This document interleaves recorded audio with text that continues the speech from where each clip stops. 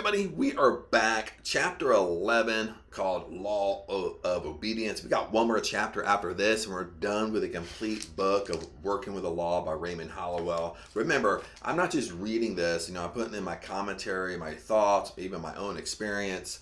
That way it kind of helps you out because we need to kind of, if someone else explains things a different way, maybe has a personal experience or something like that, lots of times we have an aha moment. So that's kind of why we're doing this, kind of going through it. This is a very short chapter, again, maybe about 3.5 pages. So hopefully it won't take too long. So let's get rocking and rolling. Chapter 11 called Law of Obedience. And if you're new to this, we're going through all the laws of the universe. So if you're just jumping in, make sure you go back to chapter 1 to kind of catch yourself up. Just because Raymond Holliwell, he builds on every chapter. So if you're jumping in the middle or near the end, you're missing great details, and he really does a great job explaining these laws of the universe, and in my opinion does one of the best jobs even from all the new prosperity teachers today. But lo and behold, let's get rocking and rolling. Law of Obedience. Raymond Holliwell always starts off with a quote, comes from the Bible. It's Jeremiah chapter 7 verse 23. Obey my voice, and I will be your God, and you shall be my people. Obey my voice, and I will be your God, and you shall be my people. And anytime he does a quote, he really tears apart this quote, inside the chapter. So let's get rocking. To be ushered into turmoil, blindly toil a few years, and then go out into uncertainty is surely not the purpose of man's existence. Life must mean more than this, and it does mean more. Man should be a builder, and to him is given all the materials of which to construct the kind of life he desires to live. And let me see what color I have. I love this right here, and we'll discuss it here in a second. He builds in wisdom or in ignorance, according to his obedience, according to his understanding of divine law and the use of it in his daily life. So I love this because he says, like right in the beginning, he says, man should be a builder. So what does that mean? You should want more. You should always be thriving for more. You should always be becoming better. Because remember, when we talk to laws of the universe, and even if we talk about energy, remember, energy doesn't stay stagnant. We've always heard that we're either getting better or we're getting worse. We're either moving forward or we're moving backwards. These are laws. These are laws of the universe here. If you're moving forward, well, there has to be a direct opposite from moving forward. There has to be a backwards. So energy doesn't stay stagnant. There's always a complete opposite to every single law that we're talking about. And the prime example is, let's say you used to be in really awesome shape. You stop working out for 5 years. Well, what do you think is going to happen? If you completely stop working out for 5 years, well, you're not going to stay. If energy stays stagnant, you're going to stay in that top shape no matter if you work out or not. So if you completely ignore working out for 5 years, what do you think is going to happen? You're going to stay in awesome shape? Well, the answer is no. You know that you're going to go backwards, and you're going to slowly, it's not going to happen overnight, but you're going to slowly get more and more out of shape. So it's this is the kind of the main example. Energy doesn't stay stagnant. So we're either growing or getting better. And with the laws of the universe, it's about getting better. It's about improving. Why? Why do we want to improve? Because we want the life that we desire. We want the life that we want to live. We all want different things, okay? But we want the life that we want to live. And he explains the law just right here in the last sentence here. He builds in wisdom or in ignorance. So you build in wisdom to the law or in ignorance to the law, according to his obedience, according to his understanding of divine law, according to your understanding of how the laws of the universe work and how to use them in your daily life is what you want to get out of your life. Many people, when they learn that the science of living is governed by exacting laws, immediately assume that to live rightly is to live the hard way. Isn't that so true? It's even true today. This book was written, I say this in every chapter, this book was, it was published in 1967, but he was working on the book way before that. You can tell he has an extreme, he's been doing this stuff for a long time, before 1967. So and this even sentence is true today. Many people think, a science of living is governed by exacting laws. The science of doing good, the science, when we're talking about the law of obedience here, people think to live right, well, we have to live the hard way. It has to be tough. We have to neglect ourselves and neglect the pleasures of life. That's what people really think. They are afraid of a law that is exacting in its demands when it touches their relationship with the finer things. Yet, these same people would not be willing that the laws which govern a human society should be modified in any way. So now he's comparing, he's going to compare a little bit here. He's going to start comparing universal laws of obedience to basically society laws, laws of the earth, or government laws, law enforcement. We put all these laws in place to basically protect and serve and protect human nature and stuff like that. So this is what he's comparing.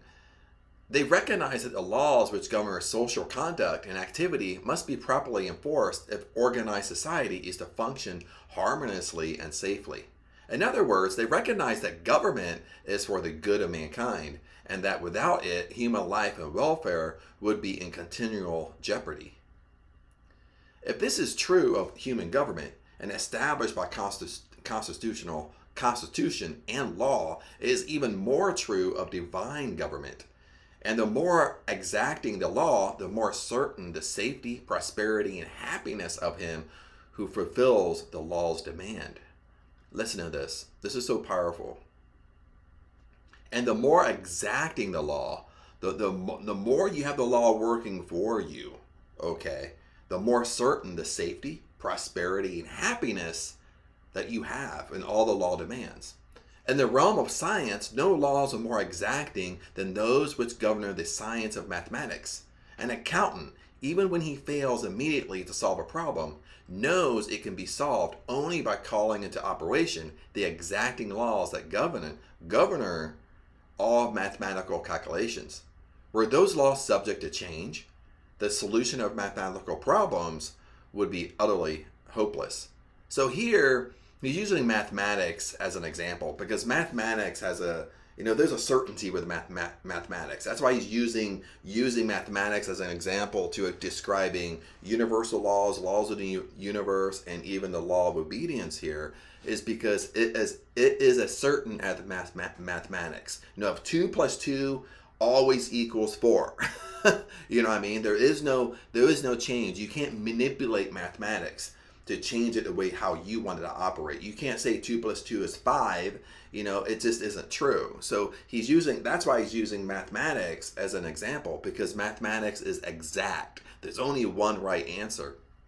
And he's using it for universal law. Remember, universal law, there's really only one right answer. You either use the law for you or you use the law against you. There's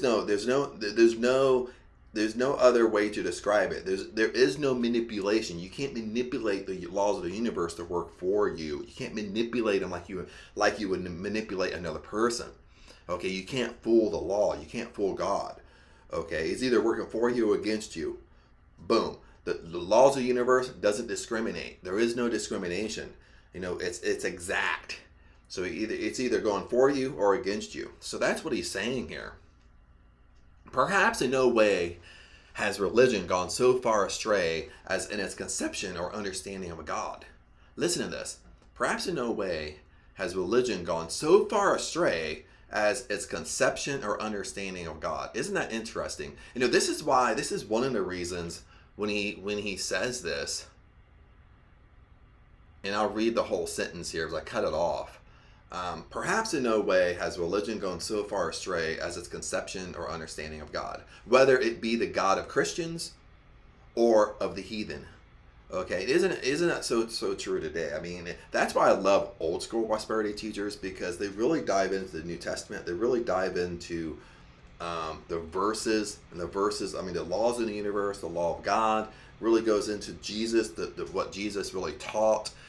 About abundance. Abundance is a birthright. Heaven is within us, and they go way farther than lots of times a preacher, because lots of times a preacher isn't taking it from a higher consciousness. Okay, he's taking it from kind of more of a humanistic view.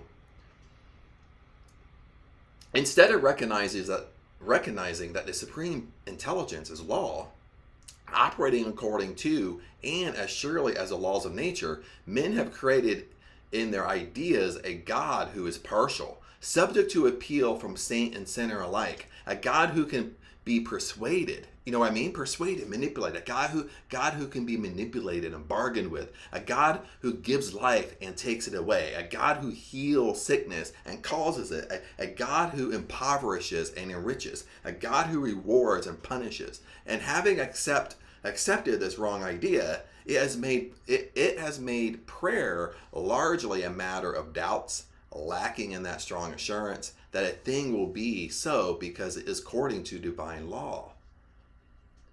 So then let me do a change of color here. Then right here, up in purple here, he's basically saying people have the wrong concept of God. Then he really explains it. People think, even this is true today. People think God, right here, God is partial, subject to appeal from saint and sinner alike. A God who can be persuaded, a God that can be manipulated. You think you can manipulate God, persuade God, and bargain with God. Okay, remember, God's law is exact. It doesn't discriminate. This is what's hard for people to kind of accept. Then people believe God who gives life and takes it away, a God who punishes, a God who heals the sickness, then causes sickness, a God who impoverishes and enriches, a God that, basically a God that, so he's going to, if he wants to, he's going to put your life in poverty, then he's going to bless other people with riches. People believe that. A God who rewards and a God who punishes. And having accepted this wrong idea, it has made prayer, when you go to prayer to God, basically makes all your prayers, you go in prayer, doubting and lacking in that strong assurance that the thing will be so because according to divine law. And this is, every single chapter, he starts talking about divine law over and over and over again. A divine law is exactness. The law is working for you or against you. It doesn't discriminate. It's just like the law of gravity. Law of gravity doesn't discriminate. Okay, no matter who you are, if you step off a tall building, what's going to happen? You're going to fall. Every single person. So, so every single law is exactness, just like the law of gravity. Too many folks, this aspect of truth, let me read that again. Too many folks, this aspect of truth creates an illusion of a God for all. A God who is not interested in man's needs and problems. A God who is not a father to whom we can take our cares and with whom he can converse. They have taken away my Lord, cried Mary. Sooner or later, however, they discover that this divine knowledge of the nature of God as law has given their name Lord in a sense so close and intimate that all doubt in claiming their good is ended. For once the law is understood, we hold the secret of eternal happiness, peace, dominion, or mastery over all the forces around us. So listen to this. This is the good news. So now he's really going on that how people have a misconcept of God, misconcept of law. But then he's saying, for once the law is understood, once you completely really understand it, we hold the secret of eternal happiness, peace, dominion, or mastery over all the forces around us. And when we're reading up here that the truth creates an illusion of God is for all, a God who is not interested in man's needs and problems. Well, I kind of, remember back in the day, it was actually in Ohio when I used to go to church all the time, and I was I was in college at the time, and certain preachers believe in that your salvation, God can take away your salvation. Basically, God punishes. Like if you're too bad, God's gonna kind of kick you out and take away your salvation. Like you can lose your salvation. And I remember having debates with so many people on this, and this is what people mean, God will punish you, God will take away your salvation. They say God's a father, God is all love, but if God is all love, why would he kick you out? Why would he why could you really lose your salvation? But Usually when people kind of believe that God punishes you, God's a bad God, you can lose your salvation. It's usually because you're bringing a humanistic view to it. Lots of times, if you go back in their own life, that's how they were raised by their father. Their father punished them. So their God that punished them, they're looking at the earthly father like God. Instead of God being a very, very higher consciousness, when you say God is all love, it's such a love that you've never, ever in your whole life even experienced before. So you can't even, fathom what that type of love is. That's the type of love God really has. So that's kind of what I, started thinking about when I was reading this. The word obey means to submit. Now he's kind of going into the law of obedience here. The word obey means to submit to rule or to comply with the orders or instructions. Obedience then is the governor of all movement, whether it be mechanical, literal, or spiritual. A giant machine without its governor would tear itself apart, would be utterly destroyed because it failed to obey its own laws of momentum or gravity. An intellectual giant who fails to comply with the laws of learning will become as an idiot. A student failing to comply with or obey the instructions of spirit, the law of God, will reverse that good and create evil. We are dependent entirely on obedience for our success or failure in this life. Listen to that. We are dependent entirely on obedience for our success or failure in life. Our societies, cities, states, and nation are supported by it. Our properties and lives are dependent upon it. Because of our respective obedience, we as a whole support it. But ho unto the man who tries to break through a pillage, to plunder for selfish gain. As we look into the home, we see the mother training her child into habits of discipline. Tomorrow we see a happy mother because her child has grown into youth and manhood and has earned success. A success because back in the beginning of his life, the seed of obedience was placed there, which brought forth respect, obedience, and unselfish thought. On the other hand, we may see where others fail because they have been allowed to grow up being disobedient, disrespectful, and selfish. Business is founded upon obedience, and as a member obeys the laws of commerce, he will succeed. It is only when man expands the laws by over speculation and by wildcat schemes, inflated values, or lack of cooperative agency that he brings upon himself failures and causes bankruptcy and loss. All our problems of life are due to some measure to obedience to the law of thought and its creator God. Our difficulties have been knowingly what to obey and what not to obey. Isn't it amazing that he brings this up right here? It's green. I don't like so much being in green here, so it's easy to see. Switch this up in purple. Isn't this amazing he says this? Now listen to this. All of our problems, all the problems you have right now, all the problems you have in your life are due to some measure to obedience to the law of thought. The law of thought, the law of thinking. What's the law of thinking? You're either thinking positive or negative. Everything's a direction of your law of thought. Okay? If you're thinking positive, so that's the law of compensation. Like good has to attract good. If you're thinking positive, well, like attracts like. It has to bring positive to you. But the opposite occurs too, because it's on the same plane. If there's a positive, it has to be a negative. So if you live in disobedience to the law of thought, while you're thinking negative all the time, you're festering on the negative. And how the law works is that, well, that means negative has to come to you. So it's really like the law of karma.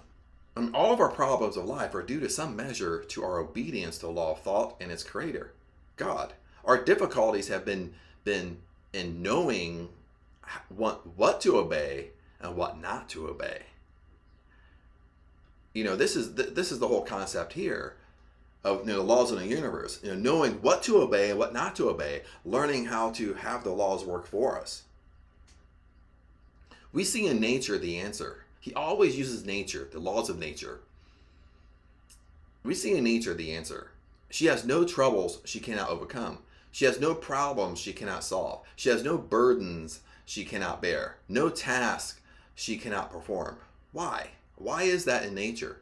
All her operations are governed by the mighty law of harmony and order, which constantly removes every discord, which heals all diseases, which rights every wrong, which supplies every need. If, in the winter, a young sprout attempts to break through the soil before season, Mother Nature destroys that sprout and reels it off or freezes it out. Yet, at the same time, the very snow and ice that freeze the little unruly sprout serve as a blanket of warmth and protection to the other seedlings complying with their laws. When man wishes to use nature in his work, such as farming or gardening, he must know how to comply the law of nature. Listen to this. Especially if you're a farmer, you're doing a garden, you maybe have a little garden yourself, or you're kind of thinking, you have a flower garden or a vegetable garden or whatever. So he switches it up a little bit. He said, when man wishes to use nature in his work, such as farming or gardening, he must know how to comply with the laws of nature. In turn, as he obeys her laws, he derives the best results. And in the end, he will enjoy the greatest harvest. He who obeys the laws of nature and acts as her obedient servant later becomes the master and reaps a full harvest.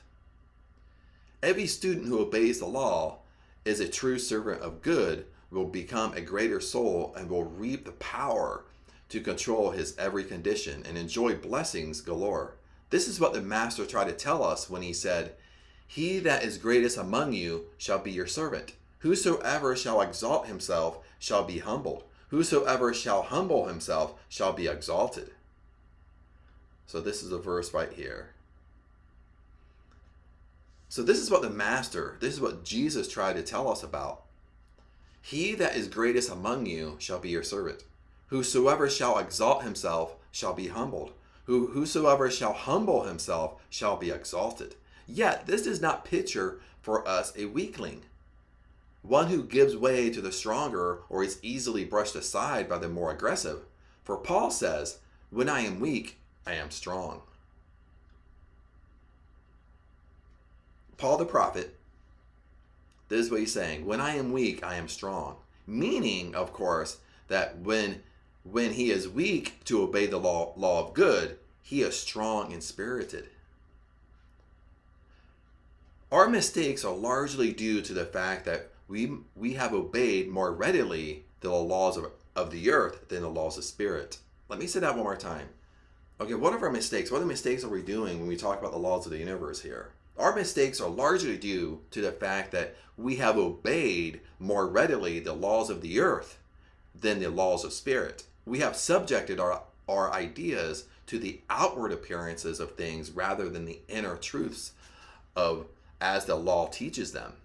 Remember, what he's saying right here is that we've been taught to live from our appearances, from the outside in.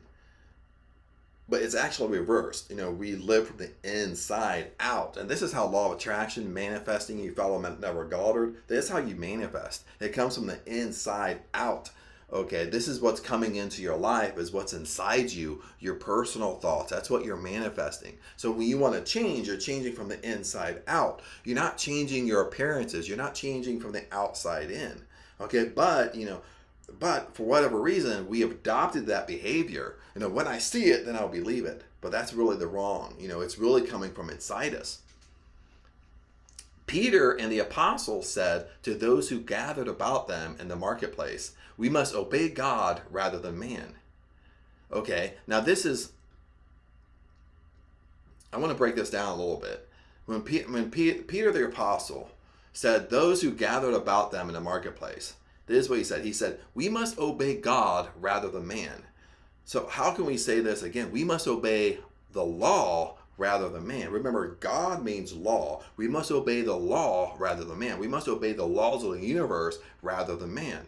We must obey the law of good rather than the law of man. This is what Holliwell even said. We must obey the law of good rather than the law of man. They knew that an individual is only as he thinks he is, and if he obeys the promptings of the spirit or the urge of his senses, his results will be accordingly. Paul says, "Know ye not to whom ye yield yourselves servants to obey?" His servants ye are to whom ye obey, whether of sin unto death or obedience unto righteousness. If we are to obey the Spirit within us, then the conditions about us, then the law requires us to first think things into existence from within before it shall see them on the without. Sorry about that. Like some of the things he writes so weird. I'm like stumbling over my words here, but I'll read it one more time to then explain this a little bit. He said, if we are to obey the Spirit within us, so he's talking about within out, just like I said. No, it comes from within out. So even with manifesting, it comes from within. It comes from within our thought, and it's manifested into our physical world on the outside. So this is what he's talking about. We are to obey the Spirit within us rather than conditions about us. Then the law requires us to first think things into existence. That's what he's saying. We think things into existence. Either positive or negative. This is the law of thinking. We think things into existence from within us out before we shall see them on the outside. Most of our experiences are the outgrowth of our own created activities. These created activities are first to be bound in thought that we think in our minds. The law reads, as ye sow, so shall ye reap. So he's talking about you reap right here. You reap what you sow. You sow what you sow, you reap. So if you sow good thoughts, good has to come to you. That's the law. Okay? If you sow positive seed, well, positive things have to come to you. You're going to reap good. It has to. This is what you have to understand. This is the confidence that you have to have, is that if I do good, good has to come to me. That's law. It has to. But if I do bad, what does that mean? I'm going to reap bad. That's the law too. The law doesn't discriminate. If I do good, good comes back. If I do bad, bad comes back. And he says, as the law reads, you sow what you reap, which is mathematically accurate and true. If you plant a turnip seed, nature does not produce potatoes. If you plant a corn seed, nature does not make a mistake and bring forth a giant oak tree. On the same reasoning, if you plant thoughts of worry, the law you obey will give you something to worry about. So now he's just switching it up. If you plant corn, trees aren't gonna sprout up. Okay, if you plant tomatoes, corn isn't gonna it's not gonna give you corn. You plant a tomato seed, it's gonna give you a tomato. So now he's switching it. And then he says, if you plant thoughts of worry, the law you obey will give you something to worry about. If you worry about something, it's going to give you stuff to worry about. If you produce more and more circumstances to increase your worries, if you think of disease and lack, you will receive exactly what you are expecting. Whatever law you obey will in turn serve you. The most important thing then is to know what to obey. So this is so true here. Okay, and it's so powerful. That's why I put it in purple here and reread it to you. Is if you plant thoughts of worry, the law you obey will give you something to worry about. If you produce more and more circumstances to increase your worries, what you're worrying about, if you think of disease and lack, you will receive exactly what you're expecting. You will receive exactly what you're worried about. Whatever law you obey will in turn serve you. The most important thing then is to know what to obey. You laugh at troubles of little ones because now he's talking about children. You have kids, maybe you have little nephews.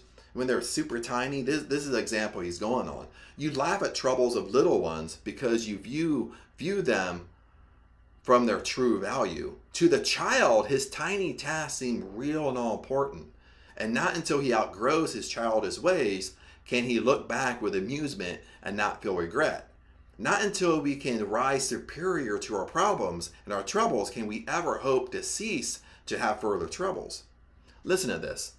Now he's giving an example of kids, small kids, small children. To them, what they're worried about, maybe they're worried about the boogeyman or they're scared. To you, it's kind of amusing. It's funny because it's like, no, there's no such thing. Why are you so worried?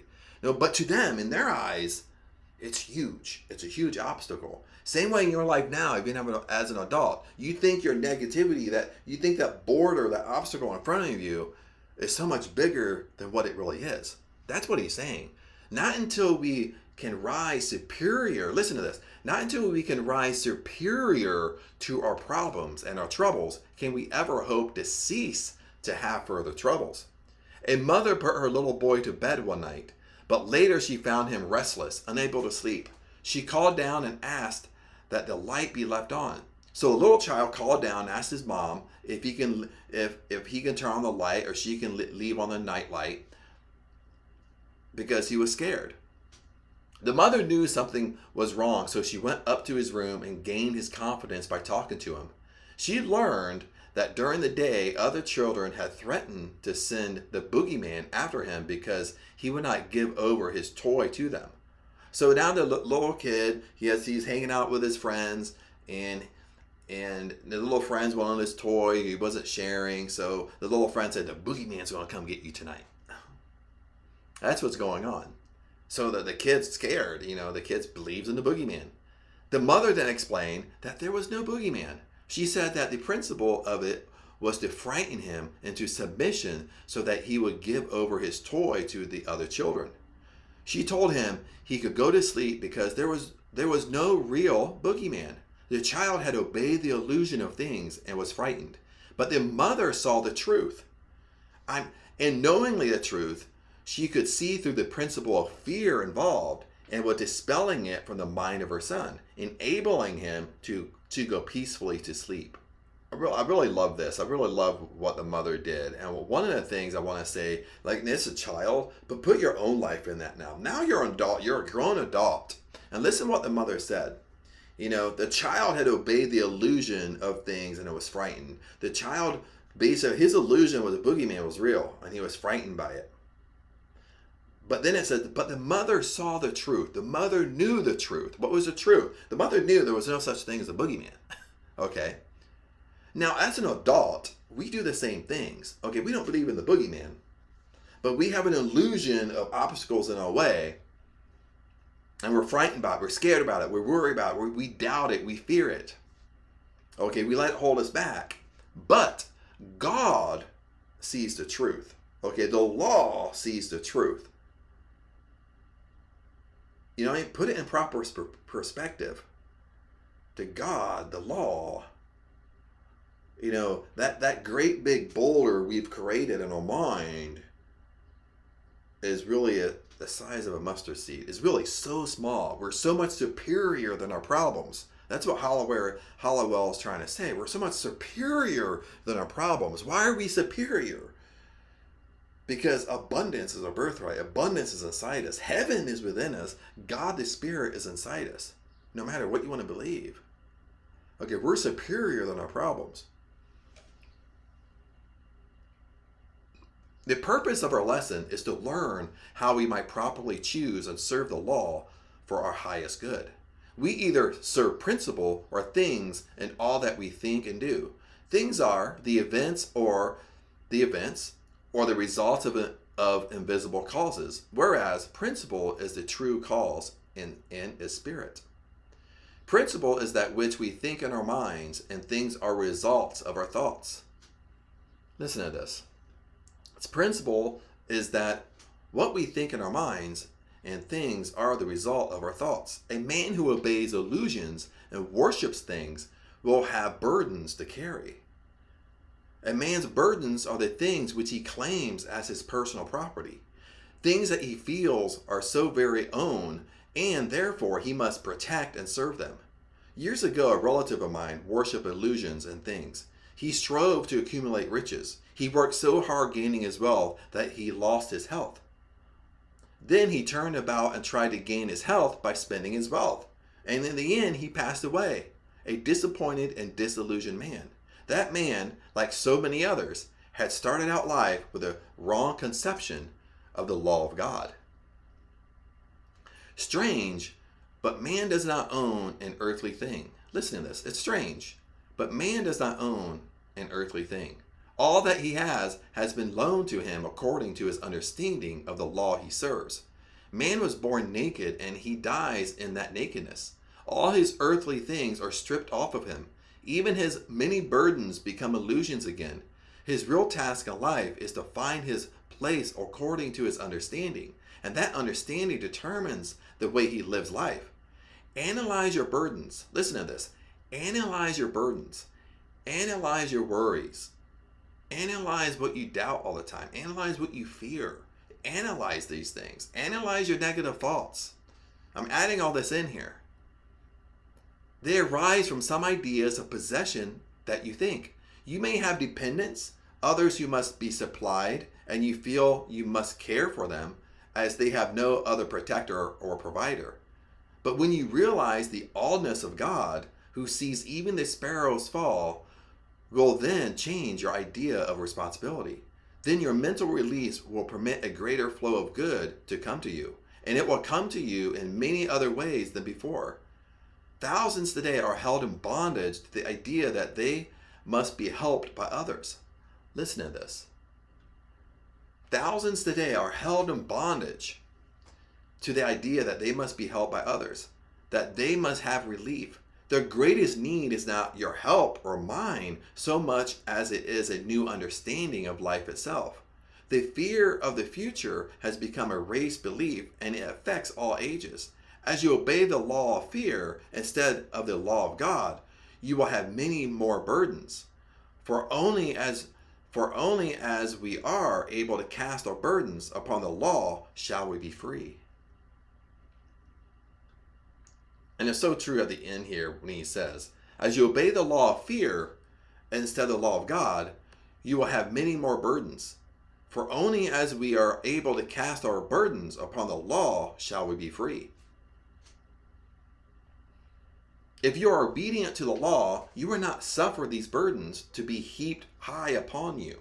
You will live in the present, do your highest duty every day, forget the past, and let the future take care of itself. Listen to that. Isn't that, in the green here, I always highlight stuff in green that's very important. Isn't that wonderful to say, really? If you're obedient to the law, you will not suffer these burdens to be heaped high upon you. Your burdens won't feel like a great big mountain in front of you. They will feel small in front of you. You will live in the present. Listen to this. The power is in the present. You will live in the present. You will live in the present moment. Do your highest duty every day. Forget about the past. Let the dead bury the dead. Most of the time, most of us are always looking behind us. Most of us are always remembering bad things that happened to us in the past, and we always talk about it. We always bring up the stories and talk about it. Maybe we talk about it to ourselves. We're thinking about it every once in a while. We were talking about it to friends or new friends we meet. Let the dead bury the dead. That's what it means. Let your past be the past, and let the future take care of itself. For to trust the law, you must know of its guidance by experience and practice. To those who have not learned this guidance, the experience may be acquired. God does not require you to follow his leading on blind trust. Behold the evidence of an invisible intelligence pervading everything, even your own body and mind. Disobedience to the law is refusal to do what we know is right. Listen to this. Disobedience to the law is refusal to do what we know is right. We know deep down what to do. That's our subconscious. That's our subconscious mind. That's our intuition. That's that gut feeling. We know what to do is right. The answers are all there. I heard that the other day is our subconscious mind always knows every single answer that we're searching for. But it's our conscious mind. It's our analytical mind that don't know the answer.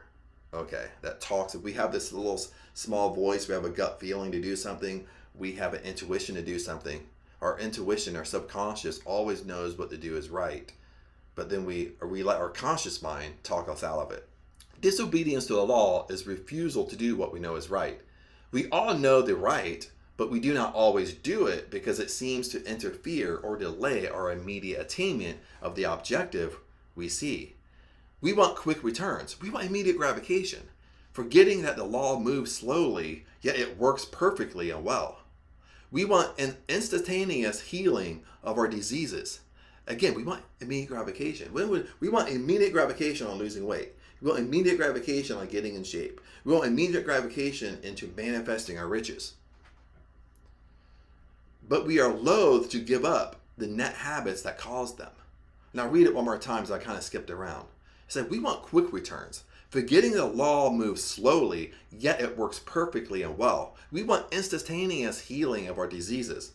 But we are loath to give up the net habits that cause them. Okay, we don't want to dive deep into our deep-rooted beliefs, but what's causing the pain and anguish in our lives. That's what he's talking about. Okay, we loathe to give up these bad habits that we know are bad habits. When we speak of a man principle, we mean a man who is governed by the law of right thinking and living, a man who is not easily swayed, a man who is not an opportunist, a man will not deviate from the path of what he deems to be right for the sake of personal profit or popular acclaim, a man, in short, whom one may trust absolutely to be true to his convictions, regardless of the temptations to change or modify them. No one will deny that such a man inspires the utmost confidence and may become a tower of strength and leadership. He is the one on whom others rely for leadership. Whereas the man who is easily persuaded, listen to this, whereas the man who is easily persuaded to yield to pressure, even for kindly motives, is not the type of individual on whom we can depend. If this is true of man in the outer realm, listen to this, if this is true for man in the outer realm, how much more is it of man in the inner realm, the mental realm? Because God is principle, not merely governed by principle. The God-governing man is never in doubt as to the results to be gained by following the principle. For principle is based on law and obedience. So this law can only have one result: happiness, peace, and prosperity. Listen to this. Right there. The God-governing man is never in doubt as to the results to be gained by the following principle. What principle is he talking about? For principle is based on law and obedience. Okay, now he's talking about law of obedience right here. The principle is based on law and obedience. So this law can only have one result: happiness, peace, and prosperity. All that is required of us is to learn obedience to the law of truth, and not to obey the petty things that arise steadily as we allow our visions to be disturbed and harassed.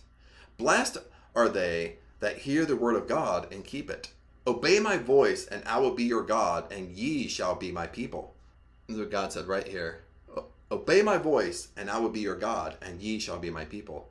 When we obey the voice, law, then we understand with the master the statement. So then we understand the master, Jesus, when he made this statement. All that is mine is thine. This is the law acting through us. As we obey the law, we humble our personal self to the divine self within us.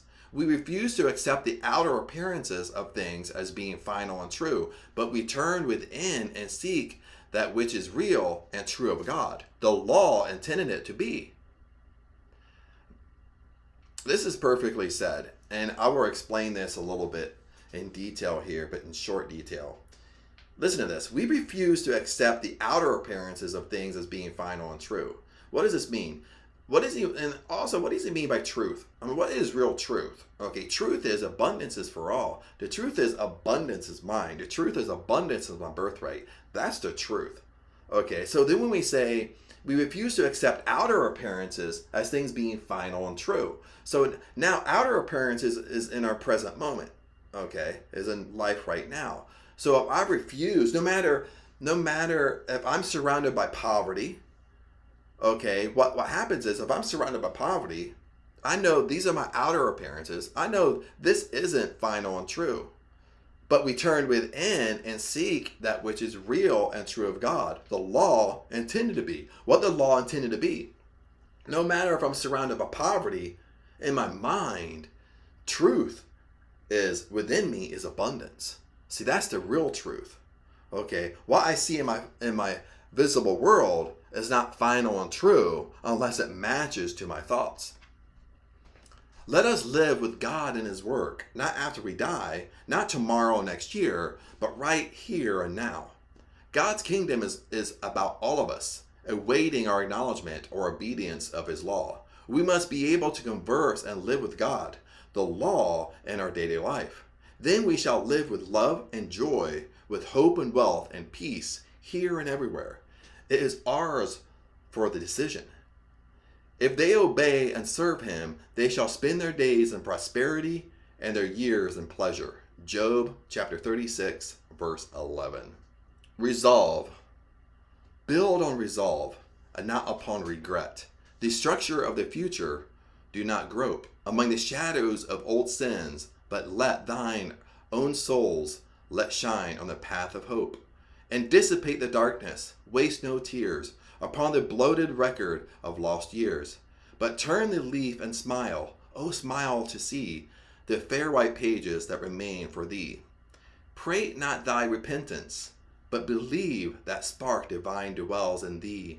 Let it grow, that which the unreaching spirit can achieve. The grand and all creative forces know, they will assist and strengthen as the light lifts up the acorn to the oak tree's height. Thou hast but to resolve, and lo, God's whole great universe shall fortify thy soul. Ella Wheeler Wilcox. And that's the end of chapter 11, the law of obedience. Hopefully you got a great deal out of this. We got one more chapter of that. That's chapter 12, and that's the law of success. So that's going to be attached here. And remember to comment below. Let me know where you are. Let me know your thoughts and what the good and the good and the bad, what's working for you. If you have difficulty with this, make sure you comment below and ask. And blessings to you. Remember, I love you guys, and I'll see you in the next video.